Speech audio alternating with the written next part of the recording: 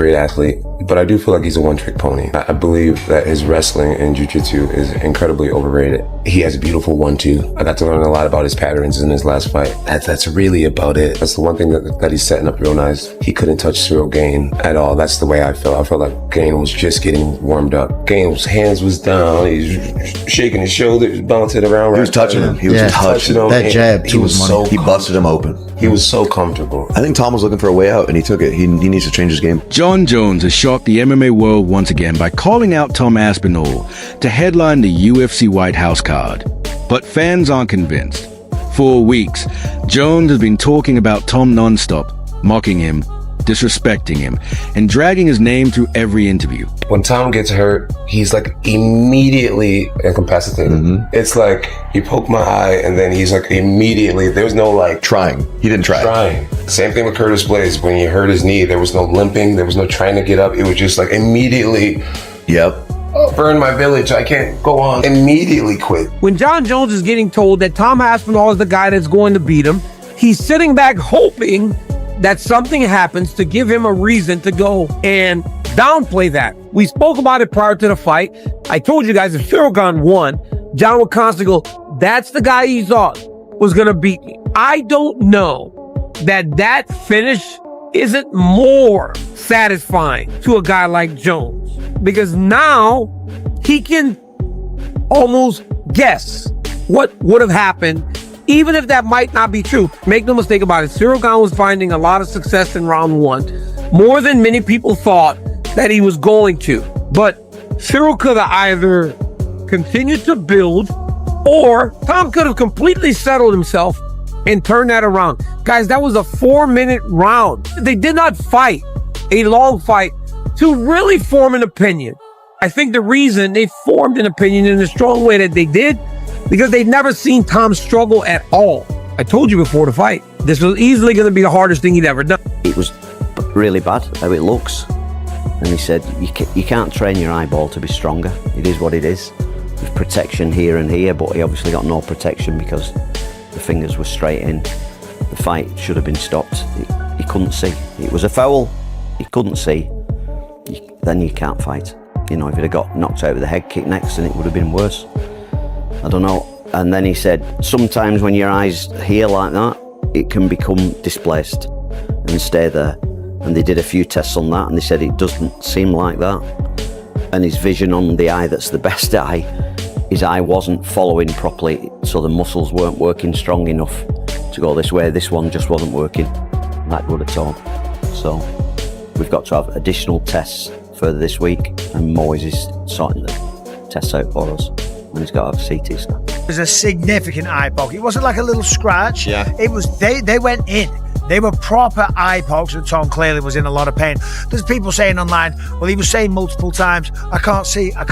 If he wanted to continue, he shouldn't be saying that. The reality is, if he can't see, tell the truth. If you can't see, you're allowed to say you can't see. People might point to me and say, well, you fought with one eye. Yeah, that was a secret because I shouldn't have been fighting. You know, Tom is the champion of the world. He doesn't want to go out there when his vision is impaired or vision is massively affected and potentially lose a fight that was shaping up to be a difficult fight. Ciryl Gane was on point tonight. He was looking good. We saw the damage on Tom's face. This was not an easy fight by any stretch of the imagination. He didn't want to continue his vision damaged or not being able to see. So I don't blame him. The crowd were upset. I get that. They were frustrated. They've flown in from other countries. They've spent a lot of money. They've bought tickets, and the fight ends like that. I don't think the frustration was on Tom. I think the crowd was just annoyed at the situation. And now, the MMA community is left wondering what's really going on. Ever since Tom Aspinall's fight with Ciryl Gane ended in that controversial eye poke no contest, Jon Jones has been relentless. He showed up at a live event wearing an eye patch, mocked Tom on social media, and in nearly every interview since, he hasn't stopped taking shots at him. I'll be interested to see if he wins his next fight. Ciryl Gane supposedly. There's a video that hasn't gone viral, but one of his losses, he was very much an adult, I believe already a black belt, and he was taken down and a guy twisted his ankle. He had no defense. He tapped so quickly. There was no, I had a fight where I got arm barred and I was literally willing to let somebody break my arm before giving up. Vitor Belfort. With Tom, the moment he felt any pressure on his ankle, he tapped immediately, which lets me know a lot about him. That being said, I love Tom. I'm a big believer in Tom. But there are some holes in his game if you watch enough fighting. Even though he's starching everybody, he's not starching elite level guys. He's beating and demolishing guys that are offered to him, but the heavyweight division has never been weaker. So you're basically the king of the mediocre heavyweight division. But again, not his fault. But with saying that, it goes to show that Tom does have some issues in his game that at a certain level will get exposed. So if you bring up Tom's record, my issue for Tom is, so Tom's one of the most athletic. Gane might be the only more athletic heavyweight in the division, but Tom's fucking right up there. So Tom's big, he's fast, he's athletic. He has jiu-jitsu as far as we know. We had to take that with a grain of salt, even though he grew up in diapers in his jiu-jitsu gym. His dad was a jiu-jitsu owner. This isn't a knock on England, but it's going to be different. It's just different over there. Wrestling credentials, it's just different over there. They're not the same level as other parts of the world. So Tom's thing, right, is he's basically a knockout artist. How do you stop eye pokes in the UFC? Andy Aspinall was in the hospital with Tom and saying, I think it would be useful to analyse the people who do it and get away with it in the fight, win the fight, and everybody forget that the guy get poked in the eye. I just think it's unfair. I feel like this going forward, as soon as someone gets poked in the eye, accident or not, it's a point deduction. Doesn't need to be a disqualification, but they need to be losing something on the scorecard. Jim Miller fought at UFC 100, 200, and 300, and he said, unfortunately, we are probably going to see someone lose an eye in the octagon. And then also, on top of that, it was knuckle deep. He was 2 fingers deep into Tom's eyes. I could understand the booing a bit. They paid a lot of money for these tickets, have traveled many hours to get there. But anyone that's saying he was looking for a way out, you kind of are stupid. Tom was poked in the eye. As a matter of fact, he was poked in both eyes. Now, I don't believe Ciryl did that on purpose. So, I also can't, or am not mad at Ciryl. But I am mad. I'm looking for somebody to blame. But I don't quite know who to blame. Now, before we get to that, okay, there was a pretty interesting fight going on. The story going into this fight is Tom has the power to just go knock him out. We're not saying Tom's a better kickboxer. We get that Ciryl did that for many years of his life. We get that Ciryl had over 30 professional kickboxing bouts. But Tom, a little younger, a little bigger, shown to have a little bit better power if you just want to look at results, and has the ability to knock him out. However, if Tom tests that and doesn't knock him out, he'll just take him down and beat him up. I mean, this was the belief going in, guys. Tom was a 3.5 to 1 favorite. Tom told everybody that was willing to listen, I shouldn't be a 3.5 to 1 favorite. Calling him overrated, boring, and claiming he didn't look impressive at all against Gane. But here's the thing. If Jon Jones truly believes that, if he really thinks Tom Aspinall isn't that good, then why not prove it? Why not step into the octagon with the current heavyweight champion instead of chasing Alex Pereira for an easier payday? Fans and fighters alike are calling it exactly what it is. Now, Tom's not a knockout artist because he's throwing these insane combinations and he's slipping and he looks like fucking, Anthony Joshua Canelo. He's doing it because he has faster hands. It does because you get labeled a knockout artist via Derek Lewis. When you get labeled a knockout artist in the UFC, it doesn't mean you have world-class striking. It means you have good striking for a mixed martial artist that has a variety of things you have to be good at, but you do excel in this, but it doesn't mean you have world-class striking. So Tom's thing is he has really fast hands for big heavyweight. And if you look at the guys he's beat, I would love to hear the argument that he's beat high-level world-class strikers. Which one of the guys that he beat would you label, if you're listening to this on your way to work or if you're watching this, if you have a knowledge on mixed martial arts and just striking in general, whether it's kickboxing, boxing, Muay Thai, which one of his opponents would you say was world class? And for you, are these two, are you interested in Tom at this point? Is he in your thoughts as well? Ele é uma luta que te interessaria, que está na sua mente? Okay. Tom Aspinall. Bom, igual eu falei, eu lutaria com qualquer um no peso pesado, mas o Jon Jones é o campeão, eu sou campeão. Se fosse o Tom Aspinall, é óbvio que eu iria lutar com ele.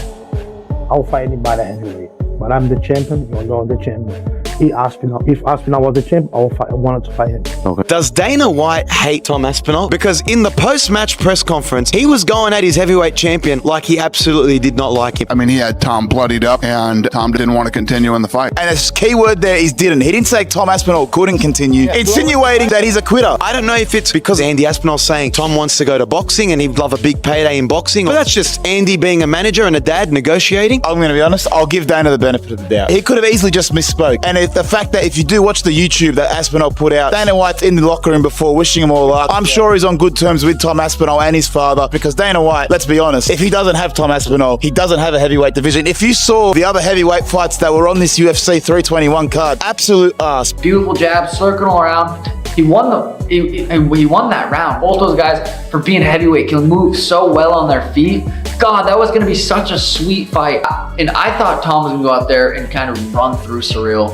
That was going to be a very interesting fight. I mean, I guess running it back makes sense. Post-fight reaction from Tom Aspinall. What the fuck you booing? I'm the one that got poked in the fucking eye. There's nothing I can do about it. I'm not the one that fucking poked him. I get it, you're frustrated. I don't think the fans weren't booing at Tom for not continuing. I don't think the fans are booing because, you know, it sucks. It's the main event, you want to see a fight. But every time like a first reaction happens, a nut shot, an eye poke, you don't think it's, all right, it's gonna get stopped. And when it does, it sucks. Oh God, I remember when the Pedro fight got stopped. It was in the second round and I was feeling like I would just get started.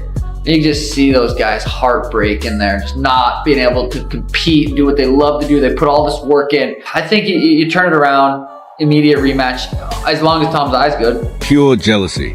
Tom Aspinall has achieved something Jon Jones hasn't in years, earning the respect of fans through hard work, loyalty, and humility. Meanwhile, Jones seems obsessed with tearing him down. Even Joe Rogan pointed out how Jon's behavior comes off as petty and insecure, especially considering everything Tom has endured. The long layoff, the injuries, the disrespect, and now this. The real irony is that Jon Jones was the one who stole Tom's rise, refusing to face him when the division needed that fight the most. There's a lot of rumors out there. Let's just spell a couple of them. First and foremost, are you retired? I am not retired. I'm actively training 5 days a week, and I'm in the UFC's drug testing pool. Great. And what's the status of the fight at the White House? I don't really know. It's kind of out of my control right now. I'm training for the event. I'll be ready for the event. That's my goal. That's my intention. But ultimately, it's up to the boss. Jon, in my opinion, if you look at his body of work over the last 15 years, he's like as close as you can get to perfection as possible. He's like 37, 38 years old, but not only that, he's got 1 million miles on the clock. So he's got a lot of damage on the body. He's took a lot of shots to the head. And that's not me saying anything negative about it. That's the reality of it. And I'm sure Jon Jones is aware of that. And he's fighting one of the most concussive punchers in UFC history.